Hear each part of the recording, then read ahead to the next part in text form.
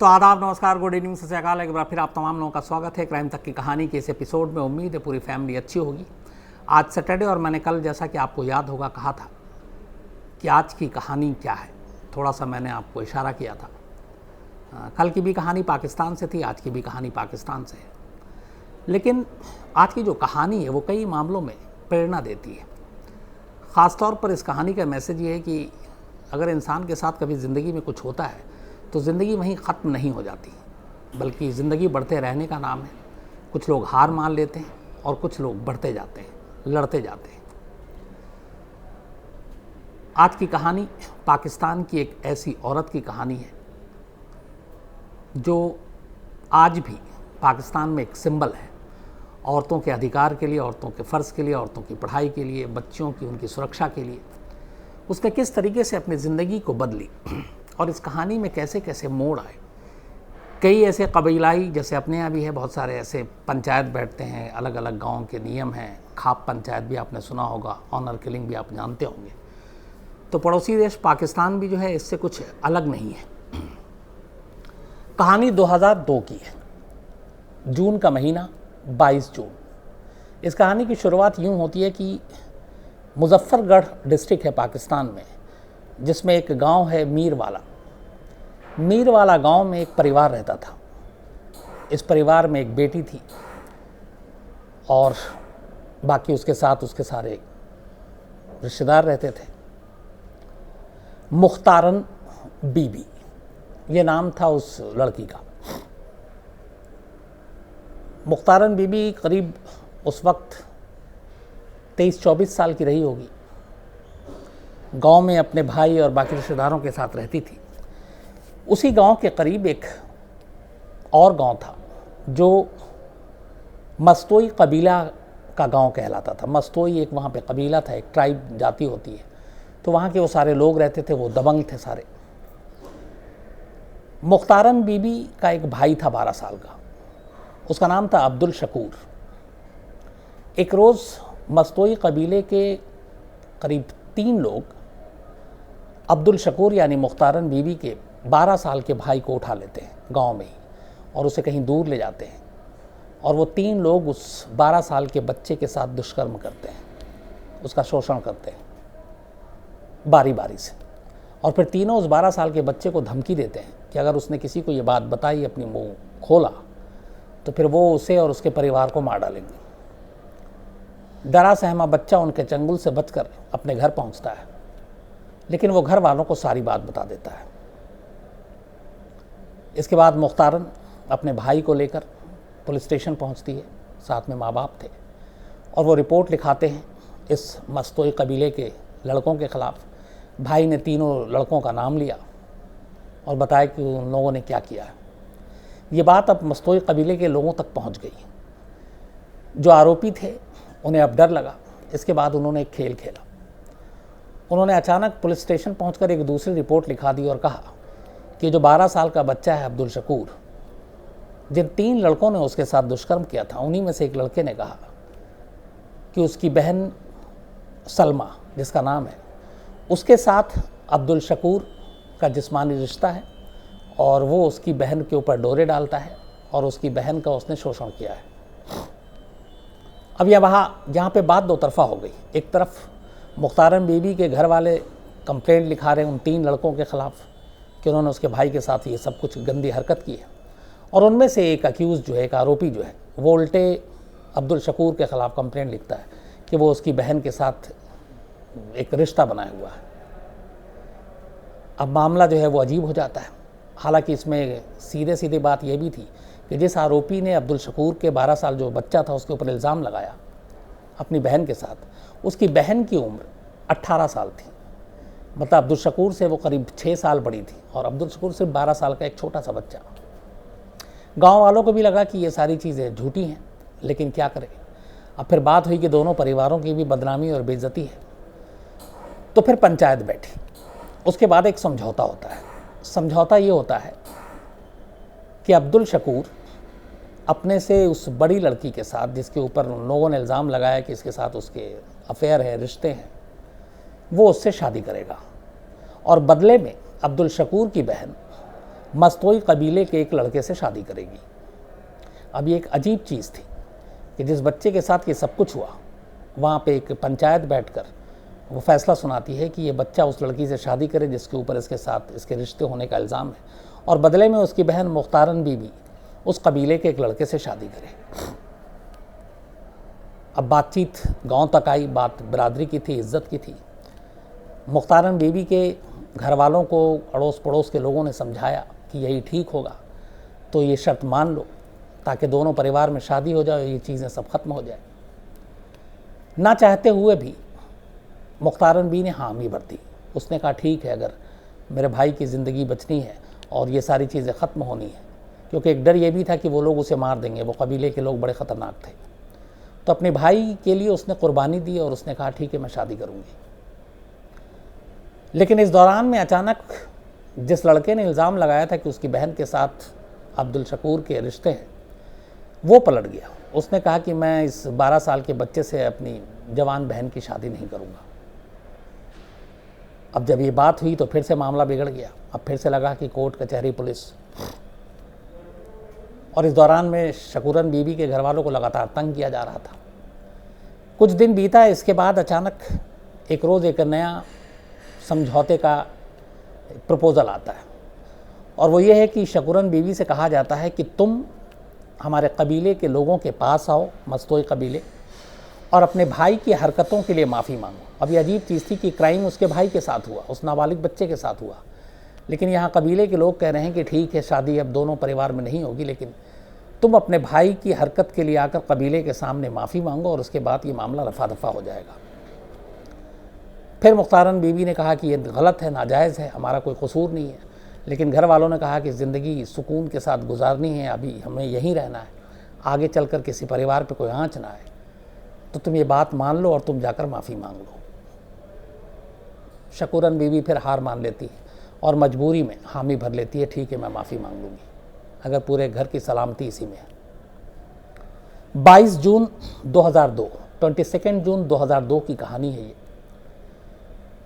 तय समझौते के तहत अब मुख्तारन भी अपने एक दो रिश्तेदारों के साथ मस्तोई कबीले में पहुंचती है, उस गांव में माफ़ी मांगने के लिए। लेकिन जब वहाँ पहुंचती है उससे पहले ऑलरेडी एक पंचायत बैठ चुकी थी, और उस पंचायत में ये फैसला हुआ कि मुख्तारन बीवी के भाई ने इस कबीले की लड़की के साथ जो किया है उसकी इज्जत ली है, बदले में मुख्तारन बीवी यानी उसकी बहन की भी इज्जत लूट लो। ये पंचायत में फैसला हुआ। जैसे ही गांव में मुख्तारन बीवी पहुंचती है, उसे इस पंचायत के फैसले की कोई जानकारी नहीं थी। इस दौरान में 2-4 लड़के वहाँ पे आते हैं, मुख्तारन बीवी को ज़बरदस्ती एक घर में ले जाते हैं और फिर मुख्तारन बीवी के साथ अलग अलग 4 लोग गैंगरेप करते हैं बारी बारी से। जिन्होंने ये फरमान सुनाया था पंचायत में, उसके लोग भी वहाँ पे चश्मदीद के तौर पे खड़े हुए थे कि हाँ, बदले में इसकी भी इज्जत लूटी जाए, वो भी देख रहे हैं।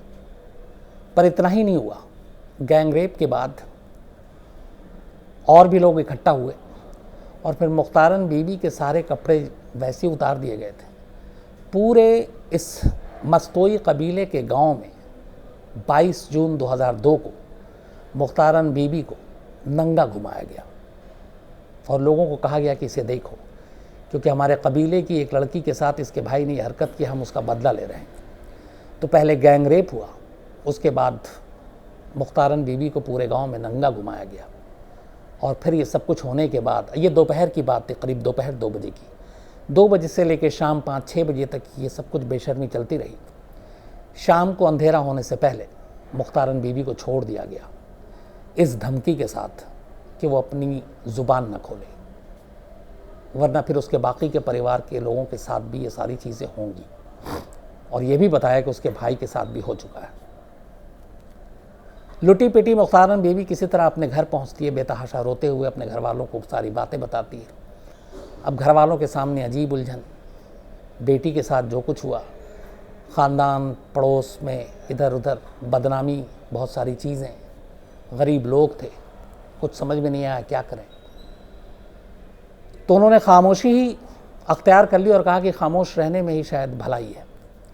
लेकिन इत्तेफाक से मुख्तारन बीवी के साथ जो कुछ हुआ, उनके एक रिश्तेदार ने ये बात उसी गांव के एक मौलवी को बता दी। ये मौलाना मस्जिद में नमाज़ पढ़ाते थे, इमाम थे। इस हादसे के करीब 6 दिन के बाद जुमा का दिन आता है, फ्राइडे, 27 या 28 जून की बात है ये।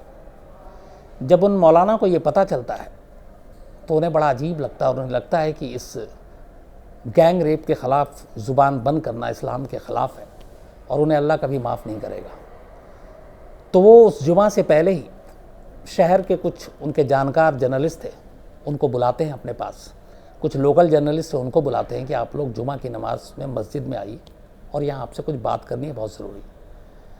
तो जुमा की नमाज़ होती है। उस जुमा की नमाज़ में एक खुतबा होता है जो नमाज से पहले, उसमें बाकायदा इमाम साहब ये ऐलान कर देते हैं और पूरी कहानी सुना देते हैं। लोग हैरान रह जाते हैं। इसके बाद वो जो जर्नलिस्ट आए थे वो भी सुनकर हैरान रह जाते हैं। फिर नमाज के बाद जुमे की इमाम साहब उन सारे जर्नलिस्ट को लेकर कहते हैं कि चलो मैं तुम्हें उस गांव में ले चलता हूं और मुख्तारन बीवी और उसके परिवार से मिलाता हूं। इसके बाद इमाम साहब वो सारे पत्रकारों को, जर्नलिस्ट को लेकर अपने साथ मुख्तारन बीवी के घर पहुंचते हैं। उन्हें समझाते हैं कि इस मामले में खामोशी नहीं होनी चाहिए। उन जर्नलिस्ट से बात करने के बाद और इमाम से की बातें सुनने के बाद घर वाले भी पूरी कहानी बता देते हैं। अगले दिन पाकिस्तान के ज़्यादातर अखबारों में ये विभत्स दरिंदगी की कहानी फ्रंट पेज पे छप जाती है। जैसी ये कहानी छपती है, पाकिस्तान में कोहराम मच जाता है, क्योंकि जो कुछ हुआ वो किसी जंगल राज में हो सकता था। अब जैसे ही हुआ, सरकार भी दबाव में, पुलिस भी दबाव में कि यह क्या कुछ हो रहा है। और इस दौरान में इमाम साहब ने जाकर पुलिस में एक कंप्लेंट भी लिखा दी। अब ये कहानी पढ़कर आम लोगों में, ख़ासतौर पर पाकिस्तान की महिलाओं में ज़बरदस्त गुस्सा आ गया। उस वक्त ये कैंडल मार्च और सोशल मीडिया और ये सारी चीज़ें इतनी थी नहीं, लेकिन ख़बरें पढ़ कर फिर कुछ चैनल पहुंच गए, उन्होंने टीवी पर दिखाकर मुख्तारन बीवी की कहानी उन्हीं की ज़ुबानी सुनाकर लोगों की आत्माओं को जगा दिया और एक मुहिम चल पड़ा। इसके बाद सरकार ने भी कहा कि इस पर कुछ किया जाए। 5 लाख रुपए पहले मुआवजा दिया गया, फिर पुलिस में कंप्लेंट हुई। हालांकि ये कंप्लेंट जो पहली एफआईआर थी वो इमाम साहब ने दिखाई थी, लेकिन इसके बाद मुकदमा दर्ज होकर मुख्तारन बी ने अपना बयान दर्ज कराया। 14 लोगों के उन्होंने नाम लिए। उनका कहना था कि इन 14 लोग या तो ये गैंग रेप में शामिल थे या उस ऑर्डर में शामिल थे जो पंचायत ने जारी किया, या फिर ये सारे तमाशबीन थे जिन्होंने लाइव सब कुछ देखा और उन्हें नंगा घुमाया। पुलिस ने अपनी इन्वेस्टिगेशन की, मुख्तारन बीवी के वो सारे कपड़े उठाए जो उतार कर उन्हें नंगा घुमाया गया था। इसके बाद मेडिकल टेस्ट हुआ, कपड़ों से सीमेंस मिले, और ये सारी चीज़ें करने के बाद उन 14 लोगों को जो मुख्तारन बीवी ने कहा था उनको गिरफ्तार किया गया। गिरफ्तार करने के बाद ये जून का मामला है, आनन फानन में मुकदमा चला स्पीडी। अगस्त 2002 में एंटी टेररिज्म कोर्ट में इस मामले की सुनवाई हुई और सिर्फ 2 महीने के अंदर एंटी टेररिज्म कोर्ट ने इन 14 लोगों में से 6 को सजाए मौत, फांसी की सज़ा सुना दी और 8 को, बल्कि 6 को सुनाई और बाकी जो 8 लोग थे उनको सबूतों के अभाव में बरी कर दिया। इस फैसले से मुख्तारन बी को धक्का लगा। उन्होंने इस फैसले को लाहौर हाई कोर्ट में चैलेंज किया, लेकिन लाहौर हाई कोर्ट ने यह किया कि जो एंटी टेररिस्ट कोर्ट ने 6 लोगों को सजाए मौत दी थी, 8 को बरी कर दिया था 14 में से, लाहौर हाई कोर्ट ने उन 6 में से 5 को फिर बरी कर दिया और सिर्फ 1 को कन्विक्ट ठहराया, लेकिन उसकी भी मौत की सज़ा को उम्र कैद में बदल दिया। अब यहाँ मुख्तार बी को दूसरा धक्का लगा। इसके बाद वो लोग बाहर आ गए। बाहर आने के बाद अब सुप्रीम कोर्ट में ये मामला गया। अब सुप्रीम कोर्ट में मामला जाकर पेंडिंग पड़ा हुआ है। 2002 में ही फैसला आ गया था अगस्त में। 2005 में हाई कोर्ट ने फैसला सुनाया और 1 को छोड़ के सब बरी हो चुके थे, 8 तो पहले ही हो गए थे। अब ये सब वापस गांव में आ जाते हैं। अब जब ये गांव में आते हैं तो एक बार फिर मुख्तारन बीवी के परिवार के ऊपर प्रेशर पड़ जाता है कि वो अपना मुकदमा वापस ले। परिवार के लोगों को अलग अलग तरह से धमकी दी जाती है, डराया जाता है, धमकाया जाता है और उनसे किसी भी कीमत पर कहा जाता है कि वो अपना मुकदमा वापस ले लें, लेकिन मुख्तारन भी अडिग रहती हैं कि वो इंसाफ के लिए लड़ेंगी। इस दौरान उनकी खबरें लगातार छप रही हैं, इंटरव्यू छप रहा है, बल्कि इंटरनेशनल मीडिया का भी अटेंशन इस तरफ आ गया। इसी दौरान में एक चीज़ ये भी होती है कि अब धमकी मिल रही है और मीडिया में लगातार मुख्तारन बीवी का नाम है, तो सरकार जो है उन्हें प्रोटेक्शन देती है और पुलिस वालों को उनके घर पे भेज देती है ताकि वो उन लोगों का ख्याल रखें और उनको बचाएं उस लोगों से। इसी में एक इंस्पेक्टर था जिसने प्रोटेक्शन देना था मुख्तारन बीवी को, और बाकी टीम के साथ साथ वो भी उस टीम में शामिल था, और उसे कहा गया कि आप जाकर यहाँ पे पहरा दीजिए और उन्हीं के साथ रहेंगे आप 24 घंटे तक। 2005 की बात है ये।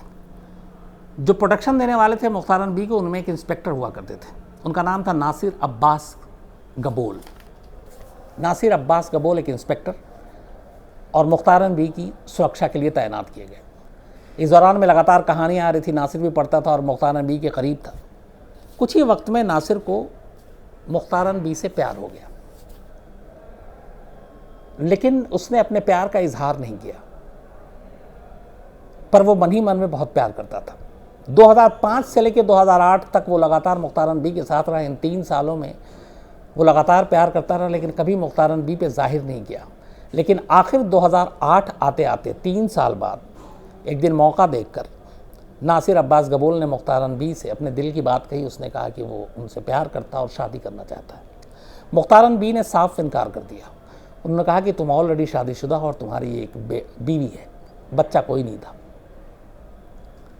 ये सुनने के बाद नासिर अब्बास वहाँ से चला जाता है घर, और घर जाने के बाद अपनी नसें काट लेता है।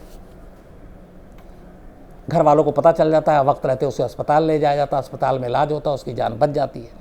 लेकिन वो अपनी बीवी से बार बार ये कहता है कि अगर मुख्तारन बी नहीं मानी तो मैं दोबारा कोशिश करूँगा और मैं ख़ुदकुशी कर लूँगा। बीवी बहुत परेशान हो जाती है। फिर एक रोज़ मजबूरन वो बीवी मुख्तारन बीवी के पास पहुंचती है, इंस्पेक्टर की, और जाकर कहती है कि आप मेरे शौहर की जो गुजारिश है वो मान लीजिए, वो आपसे बेइंतहा प्यार करता है, आप उससे शादी कर लीजिए। मैं उसकी बीवी होते हुए आपको ये अधिकार दे रही हूँ, आपको हक़ दे रही हूँ कि आप उससे शादी कर लीजिए, वरना वो जान दे देगा ना, फिर मेरी दुनिया बर्बाद हो जाएगी। कम से कम वो मेरे सामने रहेगा, ज़िंदा रहेगा, मुझे खुशी रहेगी। अब एक बार फिर मुख्तारन बी के सामने एक अजीब मोड़।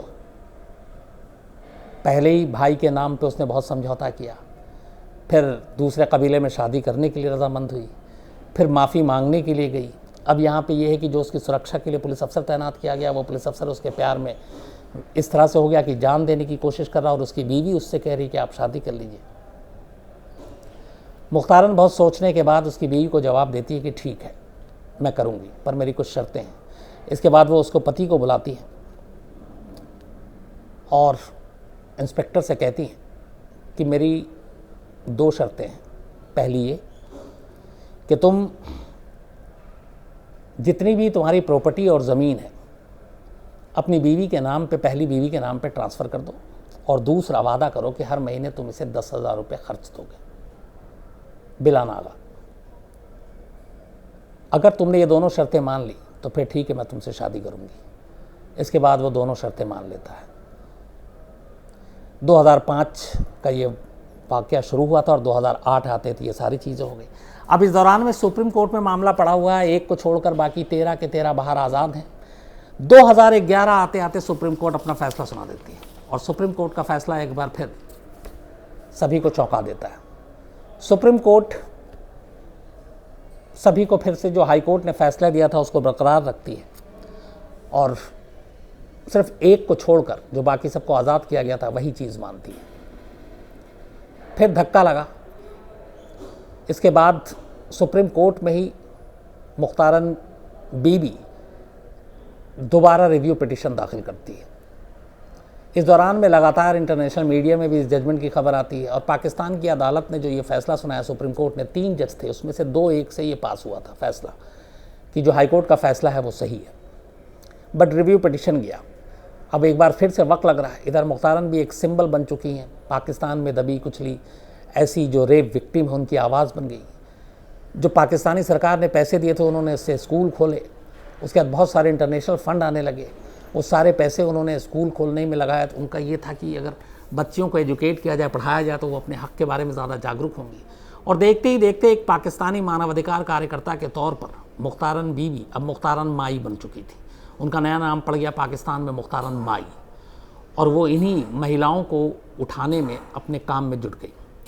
2016 में एक पाकिस्तान फैशन वीक होता है, और बाकायदा उस फैशन वीक में पाकिस्तान की महिला की आवाज़ के तौर पर मुख्तारन बी को बुलाया जाता है और रैंप पर उनको चलाया जाता है, सिर्फ ये बताने के लिए और ये मैसेज देने के लिए कि देखो एक गैंग रेप की विक्टिम चाहे तो घर में मुंह छुपा कर पड़ी रह सकती थी, लेकिन उसने न सिर्फ कानूनी लड़ाई लड़ी बल्कि अपने अधिकार की लड़ाई लड़ी, दुनिया की बहुत सारी महिलाओं के लिए ताकत बनी, और आज वो सब कुछ भुलाकर, सारी शर्मों को भुलाकर आपके सामने एक फैशन शो में रैंप पर वॉक कर रही है। और इसको प्रमुखता से छापा गया, देश और इंटरनेशनल सारे मीडिया ने इसको छापा। इस दौरान में बीच में एक और चीज़ हुई कि परवेज़ मुशर्रफ तब वहाँ के राष्ट्रपति। पूरी कहानी सुनकर मुख्तारन बी के एमनेस्टी वर्ल्ड ने अमेरिका बुलाया था। मुख्तारन बी को जाना था, लेकिन ऐन वक्त पर परवेज़ मुशर्रफ ने बाद में एक इंटरव्यू में एक्सेप्ट भी किया। मुख्तारन बी को जबरन रोक दिया गया अमेरिका जाने से। वो इसलिए क्योंकि परवेज़ मुशर्रफ को लगा कि अगर मुख्तारन बी अमेरिका जाकर पाकिस्तान के हालात, पाकिस्तान की कानून व्यवस्था, पाकिस्तान में महिलाओं के साथ क्या कुछ होता है, उन्होंने सब कुछ बोला, तो पाकिस्तान की इमेज बहुत ख़राब होगी इंटरनेशनल मीडिया में, और इसीलिए जबरन उनको रोक दिया गया। और बाकायदा जब उन्हें जाना था, बहाने से पहले लाहौर बुलाया गया, फिर इस्लामाबाद बुलाया गया, और ये उनका पासपोर्ट जब्त कर लिया गया जिसपे बाकायदा अमेरिका का वीज़ा था। फिर बाद में बहुत दबाव पड़ा, उसके बाद कहीं जाकर परवेज़ मुशर्रफ के ऑर्डर पर वीज़ा वापस मिला, और फिर उन्हें कहा गया आप दुनिया में कहीं भी जाना चाहें आप जा सकते हैं। दुनिया भर के नामालूम कितने अवार्ड मिले मुख्तारन बी को उनके इस लड़ाई के लिए।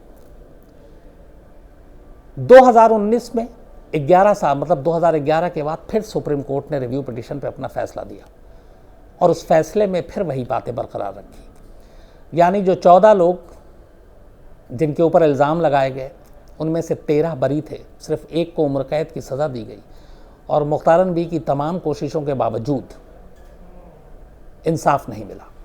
लेकिन वो हारी नहीं, बल्कि लगातार इस एक मुद्दे को उठाकर पाकिस्तान की हर औरतों को जागरूक करने की कोशिश करती रही। अभी जो लेटेस्ट है मेरे पास रिपोर्ट वो ये है कि सुप्रीम कोर्ट के इस फैसले को भी फिर चैलेंज किया गया है, रिव्यू पिटीशन को, और उसमें 2020 में फ़ैसला आना था, लेकिन उसका फ़ैसला अभी आया नहीं है। और एक पूरी जो बैटरी ऑफ लॉयर है अलग अलग संगठन के, वो मुख्तारन बी के सपोर्ट में और समर्थन में कोर्ट में है। पाकिस्तान की मानवाधिकार कार्यकर्ता के तौर पर उनकी एक पहचान है।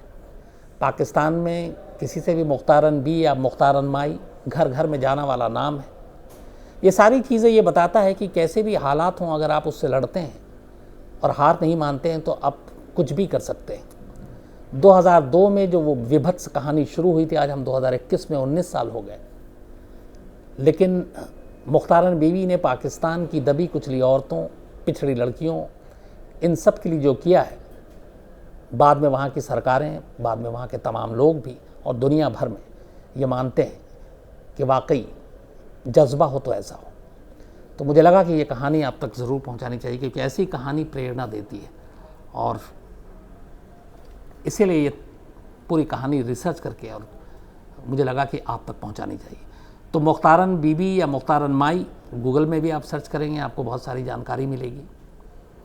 और आज भी वो अपने मिशन में, अपने काम में लगी हुई, और बहुत सारे स्कूल, बहुत सारे ऐसे NGOs हैं वो जो चला रहे हैं, ख़ास तौर पर सिर्फ़ और सिर्फ पिछड़ी और तमाम उन लड़कियों के लिए, ताकि उस उम्र से ही उन्हें उनके हक़ के बारे में बता सके, उन्हें बता सके कि कौन अच्छा है कौन बुरा है, कैसे ख़ुद को महफूज रखना है, कैसे लीगल लड़ाई लड़नी है। इन सारी चीज़ों में वाकई वो लगातार काम करते जा रही हैं। तो ये थी कहानी, लेकिन कहानी ख़त्म करूँ उससे पहले 2-3 चीज़ें। आज बहुत सारे मेल आ गए थे, इसलिए ख़ास हमारी क्राइम तक फैमिली मेंबर